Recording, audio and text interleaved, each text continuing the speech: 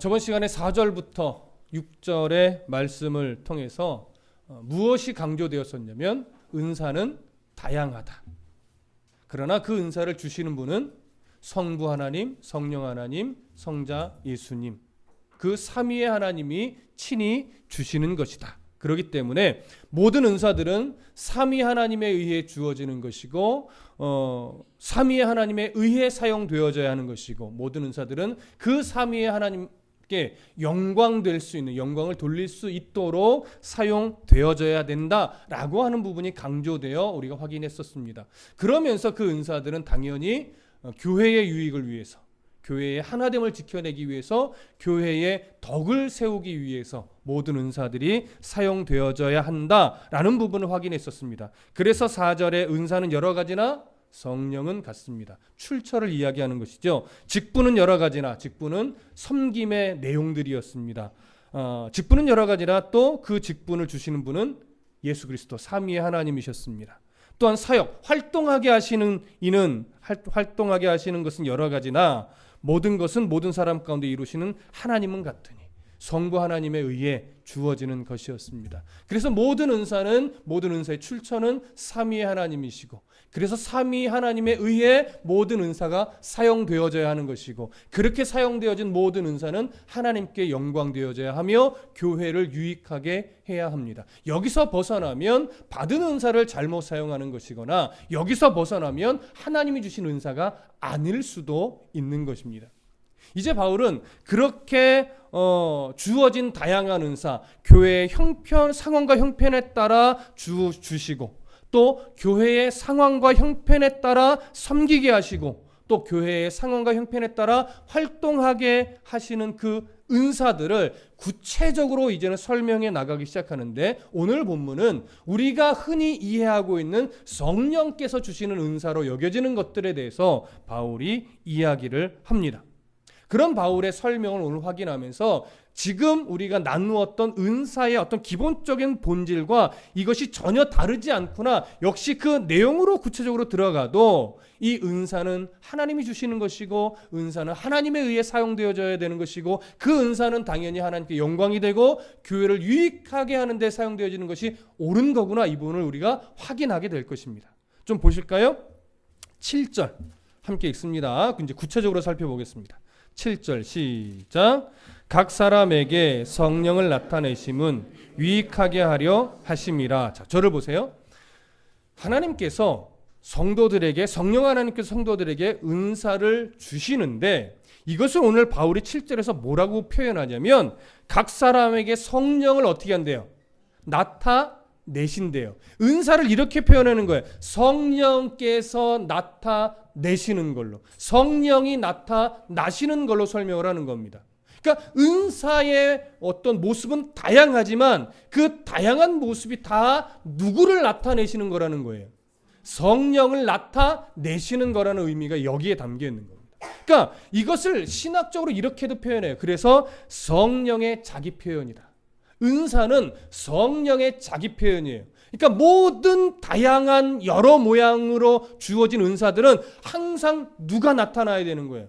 성령 하나님이 거기에 나타나야 돼요. 근데 우리가 외적으로 누군가가 은사를 받았고 누군가 은사를 사용한다 할 때 거기서 성령 하나님이 보인다면 그건 바르게 사용하고 있는 것이 맞을 겁니다.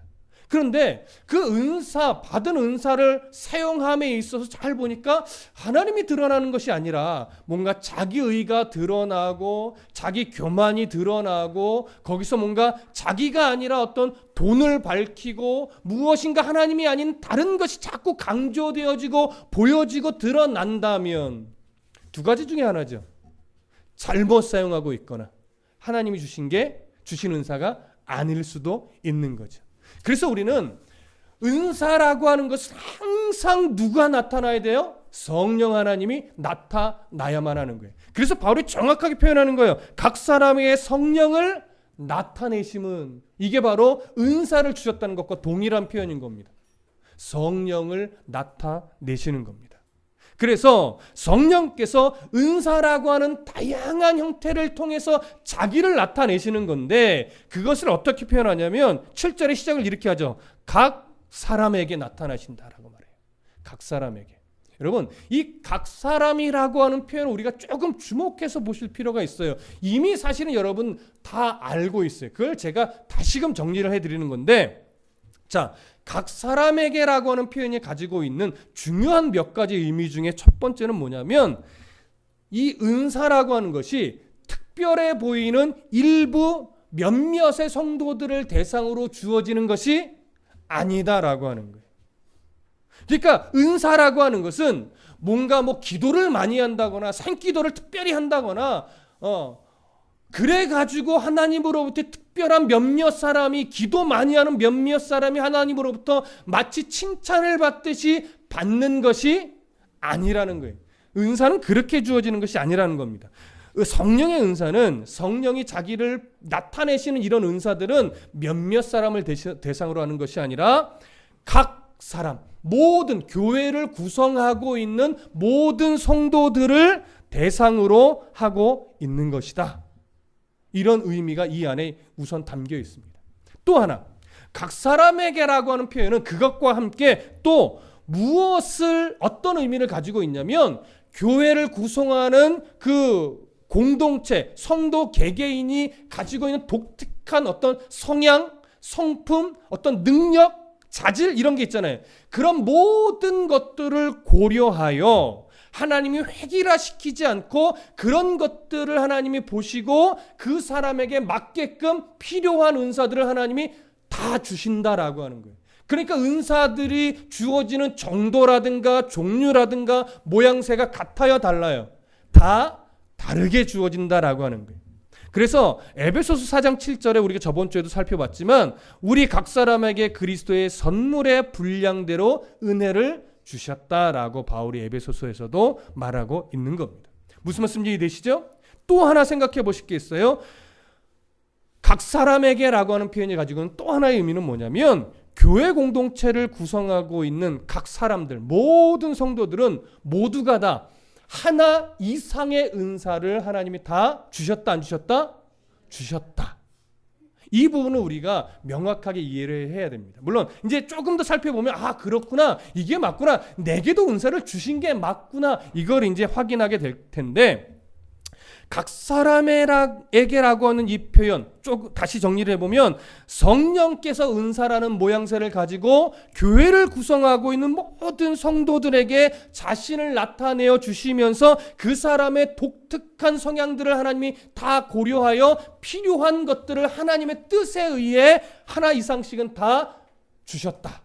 근데 그 주신 것이 누구를 드러내시는 거다? 자기를 드러내시는 거다. 그래서 모든 은사들을 통해서 성령 하나님만이 드러나야 되는데, 거기에 사람이 드러나거나 무엇인가 하나님이 아닌 다른 것이 강조되고 드러나고 있다면 그건 잘못 사용하고 있거나 하나님이 주신 은사가 아닐 수도 있다라고 하는 것. 이런 분별을 우리가 꼭 가져야만 하는 것입니다. 그러니까 여러분, 이런 표현이 또 왜 중요하느냐? 은사라고 하는 것은요, 결단코 절대적으로 사람의 뜻과 소망에 의해서 주어지는 것이 아니라는 의미가 여기에도 또 담겨 있는 겁니다. 그래서 은사라고 하는 것은요, 어떤 훈련이나 아니면 어떤 학습이나 아니면 노력에 의해서 개발되어지는 것이다, 아니다? 아니다. 그래서 종종 인터넷에 어떤 영상이나 또 누군가를 은사를 받은 사람이라고 하는 분들이 자꾸 이런 말을, 그 가장 비근한 예가 방언이죠. 방언을 못해요? 할렐루야 1000번을 해보세요. 되나 안 되나? 제가 해봤을까요, 안 해봤을까요?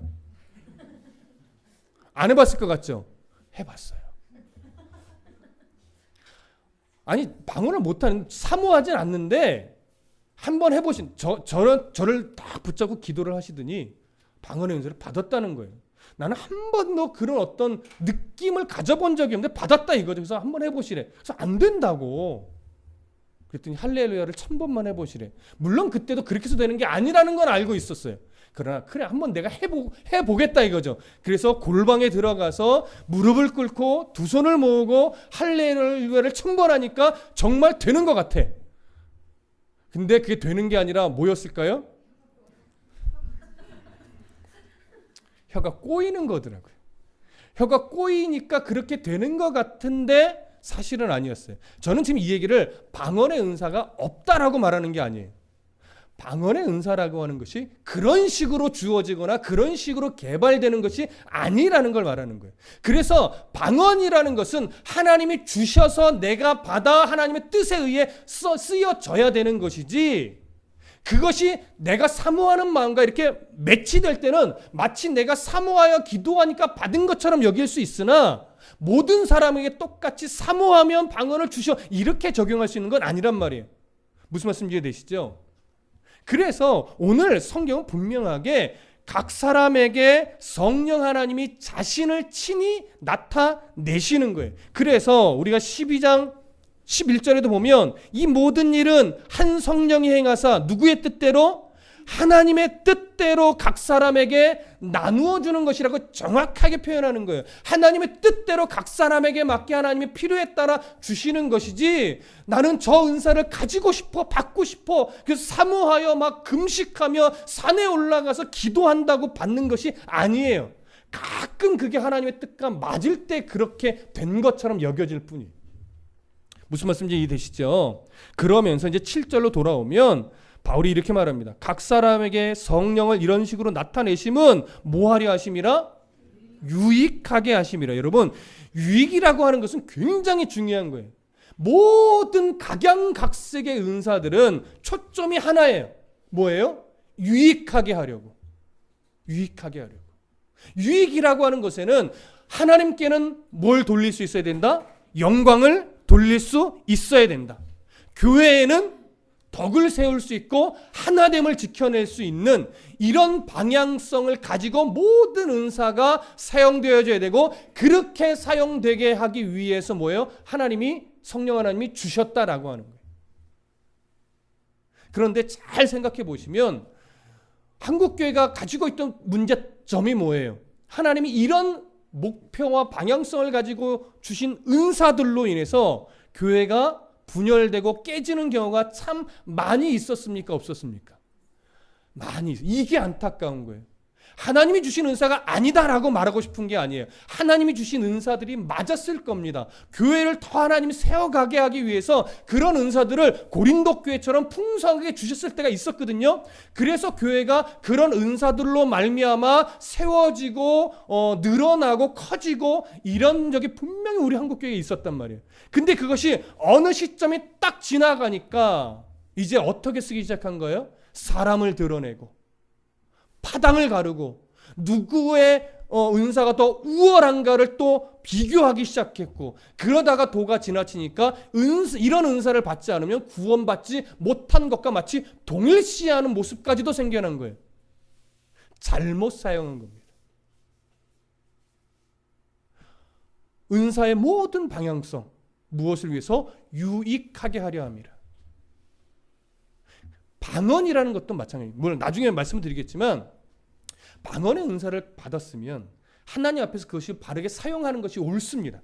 사용하지 않으면 안 돼요. 그런데 그것이 바울이 고린도서를 쭉 끌어오면서 어떤 기준을 항상 제시해 왔죠?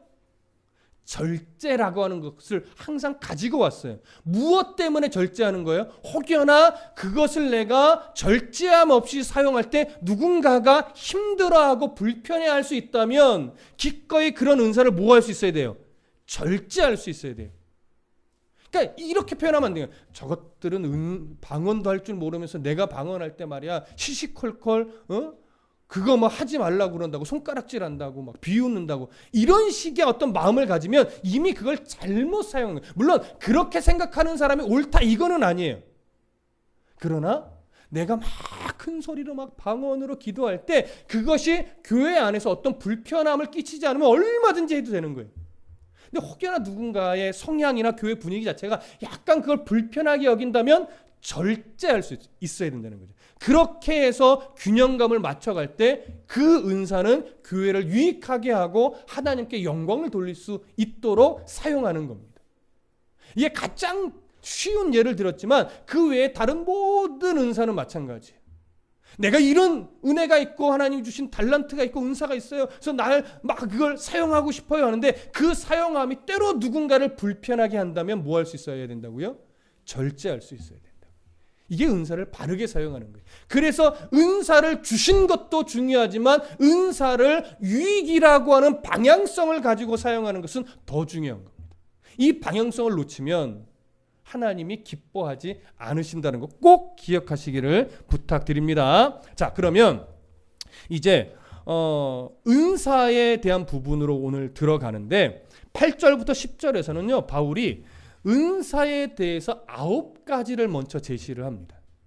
그런데 이 9가지를 제시하는 바울의 이 제시하는 이유를 잘 보시면 우리가 먼저 알고 가셔야 될 게 있어요. 9가지 은사를 바울이 제시할 때 이 은사가 어떤 은사의 이런 은사가 어떤 은사인 줄 아냐면서 은사를 설명하기 위해 기록했다거나 아니면 어떤 은사가 조금 더 고급한 은사다라고 무엇인가를 가르쳐 주려고 하는 의도가 있었다거나 아니면 이 9가지가 은사의 전부라고 가르친다거나 하는 이유는 아니라는 거예요. 바울이 지금 이 9가지를 제시해 주는 이유는 뭐냐면 기본적으로는 이 은사가 현재 고린도 교회와 관계된 은사예요. 현재. 그 다음에 9가지를 바울이 제시를 할 때 동일하게 따라붙는 표현이 있어요. 그게 뭐냐면 8절부터 보시면 어떤 사람에게는 다른 사람에게는 어떤 사람에게는 이런 표현이에요. 기본적으로 어떤 사람에게라고 하는 표현은 뭐냐면 고린도 교회를 구성하고 있는 모든 성도들 중에 어떤 사람은 또 어떤 사람은 또 어떤 사람은 이렇게 되는 거예요. 그러니까 누군가를 빼고 누군가만 표현하고 싶은 것이 아니라 그 모두를 다 지칭하고 싶은 건데 그 모든 사람 중에 어떤 사람은 이렇게 어떤 사람은 이렇게 어떤 사람은 이렇게 그러니까 전체를 다 통틀어 말하고 있는 거란 말이에요. 모두가 다 받고 있는 은사예요. 모두가 다 받은 은사예요. 근데 그것이 약간씩 다르기도 하고 정도가 좀 다르기도 하고 이런 다양성을 표현하면서 한 가지 또 동일하게 들어가는 표현이 있어요. 성령으로 말미암아 성령을 따라 같은 성령으로 한 성령으로 다른 표현일까요? 같은 표현을 약간 다르게 표현한 걸 뿐일까요? 같은 의미를 약간 다르게 표현했을 뿐입니다. 그러니까 어떤 사람에게는 성령으로 말미암아 이 의미가 첫 번째부터 9번째까지 동일하게 다 적용이 되는 거예요. 그러니까 강조점이 어디에 있겠어요? 모든 성도들에게 동일한 성령 하나님께서 이런저런 은사를 다 주셨다라고 하는 것에 초점이 있는 것이지 여기서 말하는 지혜의 말씀이 뭐며 지식의 말씀이 뭐며 믿음이 뭐며 병 고치는 은사가 뭐며 쭉 설명하면서 그 중에 가장 고급한 게 뭔지 막 서열을 매기고자 하는 이유가 아니라는 거예요. 그런 어떤 기준을 가지고 오늘 본문을 보셔야 됩니다. 그렇기 때문에 우리가 오늘 8절부터 10절을 살피면서 조심해야 될 게 뭐냐면 내가 받은 은사는 뭔가 여기에 있나 없나 이걸 찾으실 필요는 없어요. 그 다음에 나는 요 은사는 받고 싶었는데 이런 어떤 부러움의 마음으로 이걸 대하실 필요도 없어요. 가장 중요한 건 뭐냐면 나도 은사를 받은 게 있구나. 그럼 그 하나님이 주신 은사가 뭘까? 오늘 이제 이 부분을 우리가 설명을 하면서 그것을 기준으로 그걸 찾는 거야. 내게 주신 은사가 있는데 누군가의 은사를 부러워하는 것이 아니라 내게 주신 은사가 있는데 그게 뭘까를 좀 생각해 보시고 그 다음에 더 중요한 건 뭐예요? 그러면 이 은사를 내가 어떻게 써야 될까? 이걸 찾아내셔야 돼요. 근데 어떤 사람은요 이미 주신 은사를 잘 사용하고 있어요. 근데 이것이 은사인 줄 모르는 사람이 있어요. 그런 사람은 뭐예요? 내가 받은 은사를 잘 사용하고 있었던 거구나. 이걸 확인하시면 되는 거예요. 그리고 어떤 사람은 자기가 받은 은사를 마치 조금 가볍게 아니면 좀 나는 별로 이 은사 좋지 않은다면서 좀 가볍게 여기시는 분이 있어요. 그러시면 안 된다라고 하는 사실도 깨달아야 돼요.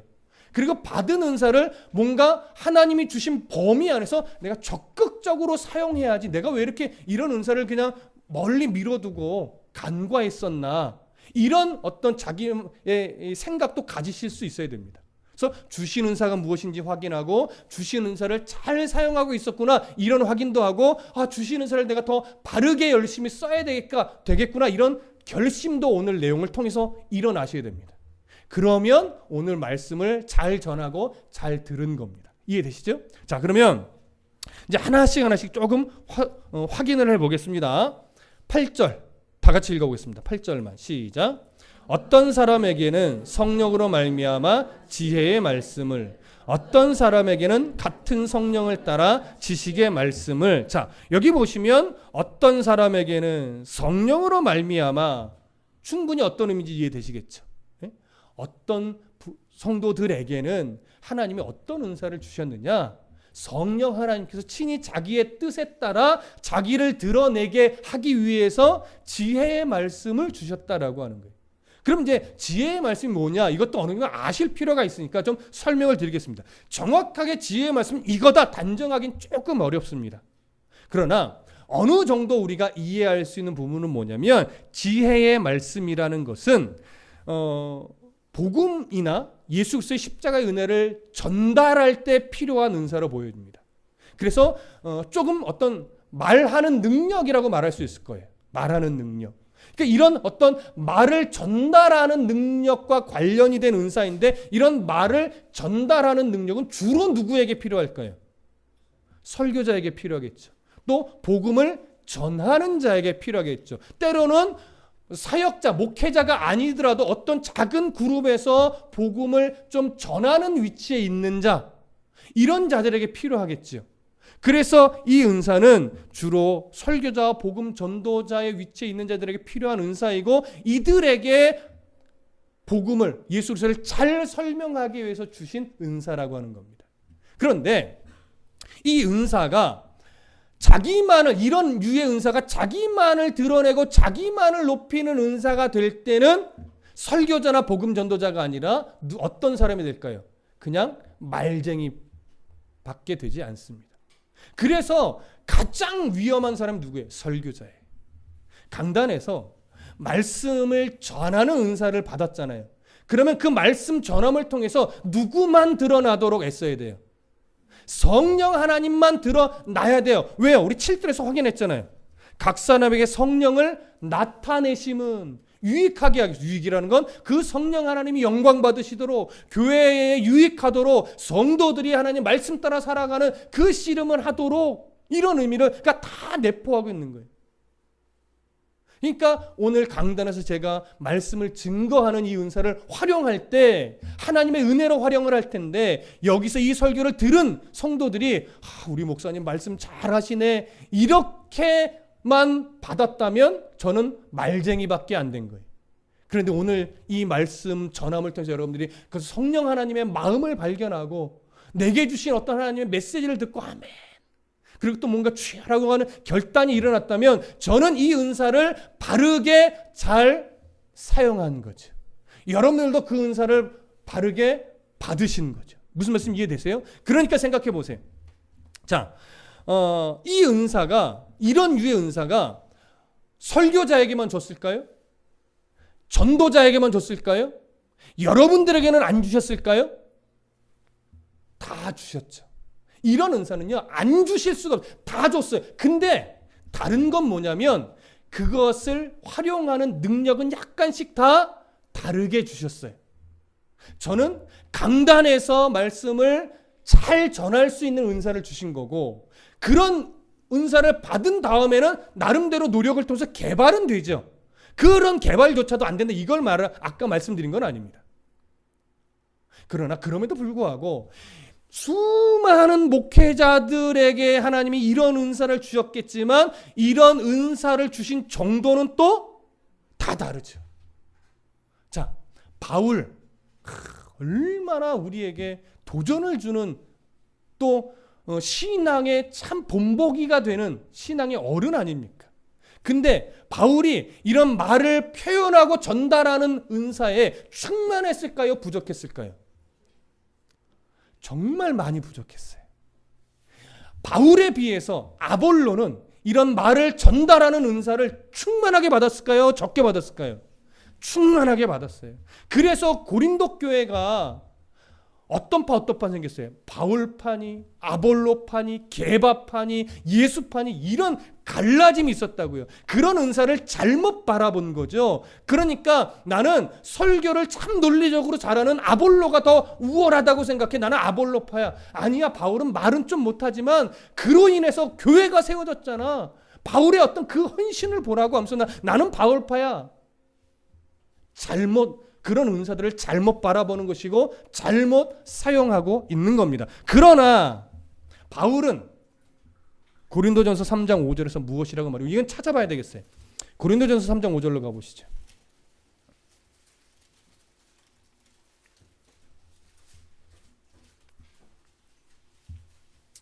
자, 함께 읽습니다. 시작. 그런즉 아볼로는 무엇이며 바울은 무엇이냐? 그들은 주께서 각각 주신 대로 너희로 하여금 믿게 한 사역자들이니라. 아멘. 이게 바로 은사를 받은 자의 자세입니다. 누군가의 은사를 부러워하는 것이 아니라 각자의 은사를 인정해주고 나는 이 정도 받았기 때문에 이 정도 선에서 열심으로 개발하며 사역하는 게 맞다. 아볼로는 또 더 충만하게 받았기 때문에 하나님이 그런 은사가 필요한 곳에 보내서 그를 또 사용하는 것이다. 그러니 이걸 가지고 누가 더 옳으니 누가 더 잘났니 못났니 하는 건 주신 자를 뭐 하는 것과 똑같아요? 우습게 보는 것과 똑같은 거죠. 그래서 각자 주신 대로 하는 겁니다. 그러니까 설교자나 또 오늘날의 목회자가 잘못된 교만에 빠지지 않으려면 어떤 분별력을 가져야 돼요? 내게 주신 분복이 어디까지인가? 이걸 잘 분별해야 돼요. 이 분복을 생각하지 못하고 뭔가를 더 하나님 주신 분복을 뛰어넘어 뭔가를 자기 열심으로 더 이루어내려고 하다가는 자칫 어떤 위험에 빠질 수가 있어요? 하나님이 세우신 교회가 아니라 자기가 세우는 교회가 될 수 있는 위험이 큽니다. 그래서 바울의 고백대로 각각 주신 그 분량이 어느 만큼인가를 바라볼 수 있고 알 수 있는, 분별할 수 있는 은혜가 필요해요. 우리 모두가 다 마찬가지입니다. 무슨 말씀 이해되시죠? 자, 그런 의미가 바로 8절 이 앞부분 지혜의 말씀을 바울이 이야기하는 이 내용 안에 다 담겨 있는 겁니다. 자, 이런 은사라고 하는 거 여러분 이해되셨죠? 자, 그러면 두 번째 설명을 또 하나 보시죠. 8절 중간에 어떤 사람에게는 같은 성령을 따라 지식의 말씀을 주셨다라고 합니다. 그러면 지혜의 말씀 말을 전달하는 은사로 우리가 조금 정리해 봤다면 지식의 말씀은 무엇일까요? 이게 학자마다 약간씩 다릅니다. 어떤 학자는 이건 지혜의 말씀과 지식의 말씀은 굳이 구분할 수가 없다. 같은 것 아니냐. 이렇게 말하기도 합니다. 근데 바울은 구분을 하고 있어요. 그러다 보니까 이제 어느 정도까지는 설명할 수 있냐면 이 지식의 말씀이라는 하는 것은 말을 전달하는 능력보다는 뭔가 연구하고 글을 쓰는 쪽에, 그러니까 논리적이고 어떤 통찰력을 있는 이런 쪽의 은사로 봅니다. 그러니까 주로 어떤 사람들이 이런 은사가 필요하겠어요? 가르치는 위치에 있는 교수라든가 선생된 자라든가 이런 자들에게 이런 은사가 필요하겠죠. 자, 그렇다면 여러분 생각해 보세요. 설교자에게는 지혜의 은사만 필요할까요? 지혜의 은사와 지식의 은사가 다 필요할까요? 어느 하나만 가지고 되는 문제가 아니란 말이에요. 그래서 은사라고 하는 것은 하나 이상을 주는 거예요. 물론 어떤 은사들은 좀 독립적인 은사가 있겠죠. 이렇게 중첩되지 않고. 그러나 어떤 은사들은 중첩이 돼요. 상당히 비슷하게도 면도 많이 있어요. 그럼에도 불구하고 그것이 약간씩 정도의 차이가 있는 거예요. 무슨 말씀 이해되시죠? 그러니까 사실은 설교자에게는요, 정말 필요한 것이 뭐냐라고 할 때요, 지식의 말씀, 이 말씀을 연구하는 어떤 이런 논리력과 통찰력의 은혜가 정말 필요합니다. 근데 그것만 필요하냐? 이렇게 연구한 어떤 지식의 말씀의 은사를 말로 표현하는 지혜의 말씀의 은사도 또 필요해요. 그래야 성도들이 설교를 들을 때 답답해하지 않을 수 있어요. 고린도 교회 성들이 바울의 설교를 들으면 얼마나 답답해 했었습니까? 그렇죠? 만약에 저는 제 여동생도 여기서 지금 예배를 드리고 있지만 제가 어릴 적의 기억을 돌아보면요, 그렇게 말 잘하지 않았어요. 물론 무슨 말을 하니 사오정 같이 말을 했다라는 건 아니지만 막 사람들이 막 제가 말을 하면 막 빨려들 정도로 논리 있고 통찰력 있게 막 말을 하거나 이러진 않았어요. 근데 하나님이 설교자로 목회자로 부르시고 말씀에 대한 어떤 고민을 하게 하시고 연구를 하게 하시면서 이것을 그래도 논리적으로 풀어내는, 그리고 통찰력 있게 그래도 풀어내는 은사를 주신 것 같아요. 저는 그걸 느껴요. 그러니까 지금 여러분들이 그래도 답답해하지 않으면서 설교 듣고 계시는 거죠. 네. 우리 목사님은 열심히 연구하는 건 알겠는데 도무지 무슨 말을 하는지 모르겠어. 이래버리면 이제 서로가 힘든 거예요. 그렇죠? 근데 가끔은 정말 정직하게 설교를 하고 정직하게 연구를 하고 삶도 열심히 살아가면서 설교를 하시는 목사님이 계시지만 그 목사님 중에 참 말주변이 없는 목사님들도 있어요. 그러면 설교를 들을 땐 힘들어요. 그런데도 그 교회 성도들이 남아있는 이유가 뭔지 아십니까? 그 목사님의 말씀 앞에선 정직함과 그 말씀을 가지고 살아내는 모습 자체가 설교가 되기 때문에, 비록 말주변은 좀 없으셔도 삶의 모습만 봐도 그게 설교가 되고 은혜가 되고 도전이 되니까 우리 목사님 말주변은 좀 없어도 우리 목사님만 보면 하나님을 볼 수 있는 그런 은혜가 있는 거예요. 그러면 충분한 거예요. 그걸 가지고 뭐 나는 좀 말 잘하는데 저분은 말 못하네 하면서 우열을 나누고 있다면 그건 잘못 생각하는 거예요. 잘못 판단하는 거예요.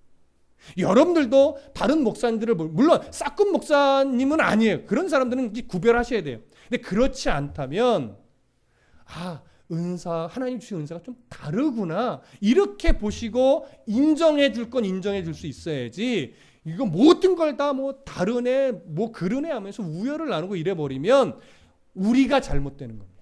조심하셔야 돼요. 무슨 말씀인지 아시겠죠? 그래서 지혜의 말씀과 지식의 말씀은 이렇게 깊은 관계성을 가지고 있는 은사입니다. 어떻게 보면 따로 이렇게 뗄 수가 없는, 떼어낼 수 없는 그런 은사라고도 말할 수 있습니다. 그래서 이 두 가지 은사는 저도 받았지만 여러분들도 받았을까요? 안 받았을까요? 받았죠. 그러니까 일단 나는 무슨 은사를 받았지? 라는 고민을 할 필요가 있어요? 없어요? 없어요. 근데 더 있을 거예요. 그걸 우리가 이제 찾아가셔야 돼요. 무슨 말씀 이해되시죠? 자, 세 번째를 좀 보시죠. 9절 다 같이 읽어보겠습니다. 시작.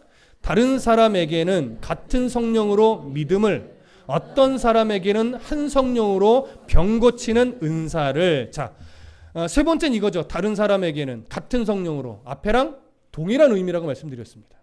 믿음을 은사로 주셨다라고 합니다. 믿음. 자, 어떤 믿음일까요? 믿음을 은사로 지금 바울이 이야기를 하고 있어요. 그렇죠? 이 믿음은요, 크게는 세 덩어리로 우리가 좀 이해하면 좋을 것 같습니다. 자, 첫 번째, 바울이 말하고 있는 믿음은 구원에 이르게 하는 믿음일 겁니다. 그래서 제가 은사를 이야기할 때 구원받았다라고 하는 것도 무엇을 받았다라는 것과 동일한 의미다, 은사를 받았다는 것과 동일한 의미라고 말씀을 드린 겁니다. 자, 에베소서 2장 8절에 보면 바울이 이렇게 말합니다. 너희는 그 은혜에 의하여 믿음으로 말미암아 구원을 받았으니 이것은 너희에게서 난 것이 아니요 하나님의 선물이라. 은사라고 하는 이 말, 선물이라는 의미가 담겼다고 말씀드렸죠. 그러니 구원이라고 하는 것은 철저하게 내게서부터 나와요 하나님으로부터 주어지는 거예요. 하나님으로부터 주어지는 거예요. 그래서 구원이라는 것을 설명할 때 우리가 보편적으로 느끼는 것은 내가 회개하고 내가 예수 그리스도를 영접함으로 구원에 이르는 것처럼 여겨지나, 조금 더 깊이 들어가면 구원은 누구의 선택으로부터 시작이 돼요? 하나님의 선택으로부터 시작이 되는 거예요. 내 죽어진 예수 하나님과 단절된 나를 먼저 살려놓으셔서 하나님과 나를 관계 있는 자로 삼아 놓으시는 거예요. 그 관계가 딱 이루어진 다음에 나는 이미 구원받은 것과 동일한데 누구는 모르고 있는 거예요? 나는 모르고 있는 거죠. 그래서 하나님이 계속해서 내가 구원받은 백성임을 알게 하려고 복음을 듣게 하고 예수 믿는 사람을 만나게 하기도 하고 때로는 목회자를 만나기도 하고 하나님이 아주 다양한 삶의 현상들을 통해서 섭리하시는 거예요. 근데 예전 같으면 나랑 상관없는 말씀이야. 그래서 아예 교회나 복음, 말씀, 예수 그리스도 나와 상관없는 것처럼 아예 다 치부하며 살았는데 어느 순간 보니까 그 말씀이 나와 관련 있는 말씀으로 여겨지기 시작하는 거예요.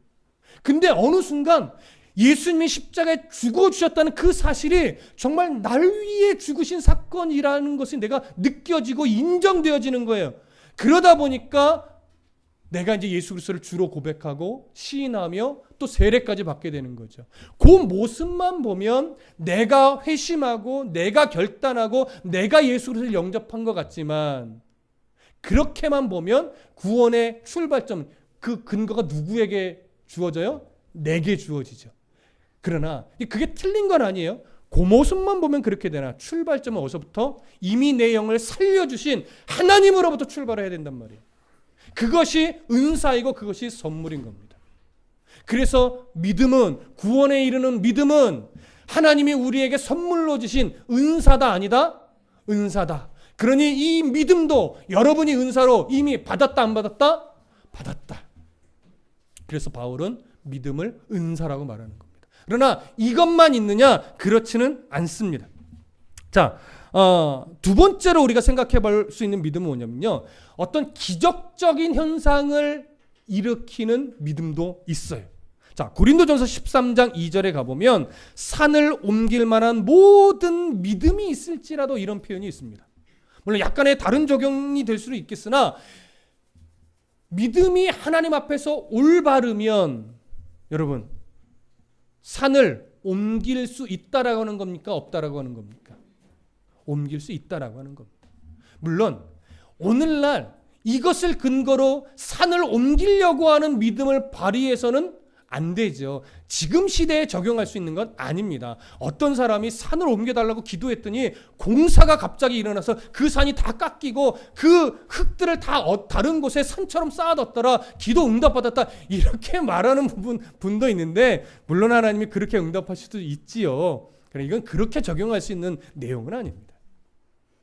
믿음이라고 하는 것은 하나님의 마음과 부합할 때 이러한 마치 놀라운 능력도 만들어낸다 안 낸다? 만들어내는 거예요. 그렇게 무엇인가 하나님 뜻 안에서 기적과 같은 현상을 일으키는 믿음도 뭐다? 은사다. 근데 이런 은사가 한 사람의 기도로 이루어지는 경우도 있어요. 그러나 모든 성도들이 함께 기도함으로 이런 기적과 같은 일들을 만들어내는 경우도 있지요. 그럼에도 불구하고 그런 믿음이 일어날 때 그 일들이 사람에게서부터 출발할까요? 하나님에게서부터 출발하는 걸까요? 하나님 우리를 기도하게 만드시는 것이고 모든 이런 현상들은 다 하나님의 마음, 하나님의 뜻으로부터 출발이 되어지는 겁니다. 그래서 마태복음 17장 20절에 가보면 이르시되 너희 믿음이 작은 까닭이니라 진실로 너희에게 이르노니 만일 너희에게 믿음이 겨자씨 하나만큼만 있어도 이 산을 명하여 여기서 저기로 옮겨지라 하면 옮겨질 것이요 또 너희가 못할 것이 없으리라. 이런 말씀도 예수님이 친히 해주시는 겁니다. 이런 믿음을 바울은 은사라고도 또 표현하고 있는 겁니다. 한 가지 더 보실 수 있습니다. 고난을 이겨내고 순교를 각오하며 때로는 그 믿음 붙잡고 죽음에 이른 성도들, 그 믿음, 이것도 뭐예요? 은사예요. 여러분, 아무나 믿음을 붙잡고 목숨을 걸 수 있는 사람 아무나 그렇게 되지 않습니다. 여러분, 예수님 사랑하지 않아서가 아니에요. 저도 예수님 사랑하거든요. 그런데 누군가 제 목에 칼을 들이대면 내가 죽는 한이 있어도 예수님을 부인하지 않을 거야 라고 하는 이 외침을 할 수 있을까 내가? 목에 칼이 들어왔는데? 근데 칼을 댈 때는 할 수 있을 것 같은데 살짝 거서 피가 나기 시작하면 여러분 할 수 있을까요? 저 자신이 없어요. 솔직하게. 근데 정말 그걸 해내는 사람이 있어요, 없어요? 그 힘든 걸 해내는 사람이 있단 말이에요. 그런 믿음도 은사에 속합니다. 그러나 우리가 이렇게 말하지만 하나님이 그 순간 은혜를 주시면요, 죽기까지 우리가 믿음을 지켜내기도 해요. 그러니 이런 믿음도 뭐에 속해요? 은사에 속한다라고 하는 겁니다. 이렇게 세 가지로 나누어 봤지만 믿음이라는 것은 세 가지로만 국한할 수는 없어요. 너무나 다양한 영역에서 이 믿음이라는 것이 발휘되어집니다. 그래서 이것이 내 속에서 나오는 것이 아니라 누구로부터? 하나님으로부터 주어진 선물이다, 은사다, 이렇게 말할 수 있는 겁니다. 거기서 성령 하나님은 드러나십니다. 자, 네 번째로, 오늘은 여기까지만 볼 겁니다. 더 보면 시간이 많이 길어질 것 같아서 다음 주에 나머지 부분을 하고 오늘은 네 번째 은사까지만 살펴보려고 하는데요. 네 번째, 어떤 사람에게는 한 성령으로 병 고치는 은사를. 자, 이제서야 비로소 우리가 보통 은사라고 부르기도 하고 은사처럼 여겨지는 은사가 하나 나온 거예요. 제가 이렇게 표현한 건 우리들의 고정관념을 말하는 것이지 이것이 진짜 은사다라고 말하는 건 아닙니다. 자, 병 고치는 은사를 말합니다. 보통 신유의 은사라고 표현을 하지요. 자, 그러면 이런 신유의 은사, 병 고치는 은사는 하나님이 누군가 특별한 한 사람의 기도를 통해서만 사람의 병을 낫게 만드는 이런 모습만 가지고 신유의 은사라고 바울이 지칭하는 걸까요? 여러분 잘 들으십시오. 그렇지 않습니다. 어떤 특별하게 이런 신유의 은사를 받은 어떤 사람의 기도를 통해서 병이 낫게 되어지는 이러한 모습만을 신유의 은사라고 바울이 말하는 것이 아니에요. 신유의 은사라고 하는 것은 참 다양한 방식으로 하나님이 사용하게 하십니다. 자, 어떤 것까지도 당연히 포함되어야 하냐면 의사를 통해서 진료를 받고 처방을 받아 병이 낫게 되는 경우가 있지요. 그건 은사일까요? 아닐까요? 그것도 은사에 들어갑니다. 왜냐하면 의수를 내신 이가 누구예요? 하나님이죠. 그러니까 때로는 어떤 은사는요, 예수 믿는 사람만 받는 것이 아닙니다. 보편적으로 예수 믿지 않는 사람들에게도 주시는 경우가 있어요. 왜? 그러면 예수 믿는 사람들은 예수 믿는 의사에게 가서만 병이 나아야 될까요? 아니죠. 예수 믿지 않는 사람들 중에서도 의술이 좋은 사람이 있습니다. 그 사람을 찾아가서 병이 낫는 경우가 있어요. 그렇게 날 때 그 모든 것은 믿지 않는 의사라 할지라도 누구를 통해서 결국 아물게 하시는 거예요. 진료와 진찰과 처방은 사람이 하나, 그 상처를 회복시키시고 아물게 만드시는 분은 누구예요? 하나님이세요. 그러니 그런 사람을 통해서도 하나님이 이 은사가 발휘되게 하는 거예요. 그래서 은사는 꼭 이런 은사만 있는 것이 아니라 이런 은사를 섬김과 봉사로 사용하고 때로는 하나님이 활용하게 하시는 것도 누구의 역사라고요? 하나님의 역사라고요. 그러니까 믿지 않는 사람에게도 이런 은사를 줘서 이런 은사가 활용되어 믿는 사람이 병을 나을 수 있도록 섭리하시는 것도 하나님이란 말이죠. 그러니까 은사라고 하는 것을 꼭 믿음 있는 사람에게만 주어지는 것으로 국한시키시면 자칫 넌센스에 빠질 수 있습니다. 무슨 말씀이 되시죠? 그래서 그런 보편적인 은사도 있다. 모든 예수를 믿지 않는 사람까지에게도 하나님이 주시는 아주 보편적인 은사도 있다라고 하는 것. 그러나 어떤 특히 방언 같은 은사는 믿지 않는 사람에게 하나님이 주실까요? 믿지 않는 사람은 받을 수 없는 은사도 있어요. 복음을 전하는 은사, 성경을 연구하여 그것을 통해서 하나님을 드러내는 은사, 믿지 않는 사람에게 주실 수 있을까요? 단순하게 말 전달력이 좋고 학적인 은혜가 있는 사람, 그것은 복음과는 상관없어도 그것은 일반적인 은사로 믿지 않는 사람에게도 주시는 은사에 들어갈 수 있다라고 하는 거예요. 그러나 하나님을 드러내는 은사, 하나님만을 드러내는 은사로 본다면 그건 누구에게만 국한돼요? 예수 믿는 사람에게만 국한되는 거예요. 왜? 예수 믿지 않는 사람도 일반적인 은사를 받아요. 그러나 그런 사람들은 하나님을 드러내는 것은 아니니까. 그런 면에서는 약간 뭐가 될 수 있어요? 구분될 수 있습니다. 그래서 오늘 바울은 어떤 면에 약간 국한을 하고 있는 거예요? 하나님을 드러내는 은사로 지금 국한을 좀 시키고 있는 거예요. 그러니까 다른 사람들, 믿지 않는 사람도 비슷한 은사를 받은 것처럼 여겨져요. 그것도 하나님이 주신 게 맞습니다. 그러나 지금 바울이 여기서 설명하는 것은 하나님을 드러내고 교회를 유익하게 하고 성도를 하나 되게 하는 쪽으로 본다면 모양새는 비슷하나 지금 그런 은사까지 바울이 포함시키고 있지는 않다라고 하는 것이죠. 자, 요거 좀 구분이 되셔야 됩니다. 이게 무슨 느낌인지 이해는 되시겠죠? 자, 그래서 바울은 지금 병 고치는 은사를 네 번째로 이야기를 하는데 이 병 고치는 은사, 의술도 여기에 포함된다고 말씀을 드렸습니다. 그러면 약사를 통해서 약을 처방해 주는 것도 은사에 들어갈까요? 안 들어갈까요? 들어갈 수 있지요.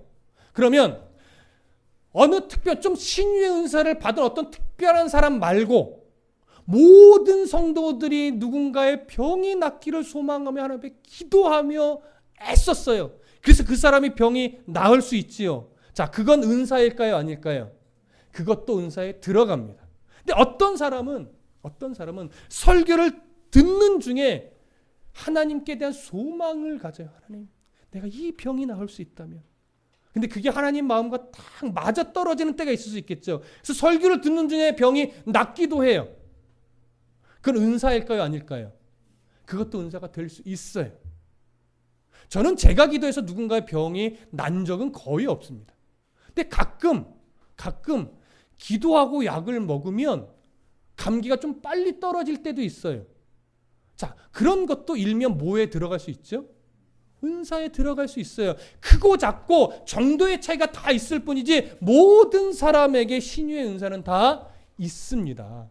근데 하나님이 특별히 어떤 상황에서 하나님을 더 드러내기 위해서 우리가 흔히 말하는 신유의 은사를 조금 더 강력하게 받은 사람이 있을 수 있어요? 없어요? 있어요. 근데 자꾸 우리의 시선은 그런 사람만 신유의 은사를 받은 은사자다 이렇게 치부하는 경향이 있단 말이죠. 그런 사람만 자꾸 높이려고 하는 경향이 우리에게 있단 말이에요. 그러니까 여러분, 아프면 신유의 은사자를 찾아가야 되는 게 아니에요. 하나님이 때로는 어떤 상황에서 신유의 은사자를 통해서 그 사람의 기도를 통해서 병이 낫게 하면서 누구를 더 만나게 하려고, 하나님을 더 만나게 하려고 강력하게 그렇게 역사하는 경우가 있으나 보편적으로 좀만 아프면 기도해 주세요, 그럴 필요는 없단 말이에요.